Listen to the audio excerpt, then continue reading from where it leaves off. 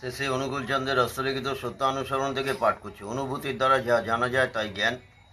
জ্ঞান জানাকেই বেদ বলে, আর বেদ অখণ্ড। যে যতটুকু জানে সে ততটুকু বেদবিদ।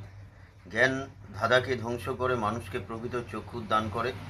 জ্ঞান বস্তুর স্বরূপকে নির্দেশ করে, আর বস্তুর যে ভাব জানলে জানা বাকি থাকে না, তাই তার স্বরূপ। ভক্তি চিত্রকে সতে সংলগ্ন করতে চেষ্টা করে, আর তা হতে যেরূপ উপলব্ধি হয় তাই জ্ঞান। অজ্ঞানতা মানুষকে উদ্বিগ্ন করে, জ্ঞান মানুষকে শান্ত করে। অজ্ঞানতাই দুঃখের কারণ, আর জ্ঞানই আনন্দ। তুমি যতটুকু জ্ঞানের অধিকারী হবে ততটুকু শান্ত হবে। তোমার জন্য যেমনতর তোমার জ্ঞান যেমনতর, তোমার স্বচ্ছন্দে থাকবার ক্ষমতাও তেমনতর।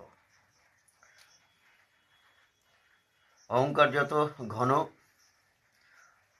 যত ঘন অজ্ঞানতা তত বেশি, আর অহং যত পাতলা জ্ঞান তত উজ্জ্বল। সন্দেহ অবিশ্বাসেরই দূত, আর অবিশ্বাসী অজ্ঞানতার আশ্রয়। সন্দেহ আসলে তৎক্ষণাৎ তা নিরাকরণের চেষ্টা করো, আর সৎচিন্তায় নিমগ্ন হও। জ্ঞানের অধিকারী হবে আর আনন্দ পাবে। অসৎ চিন্তায় কুজ্ঞান, অজ্ঞান এবং মোহ জন্মে, তা পরিহার করো। দুঃখ হতে রক্ষা পাবে।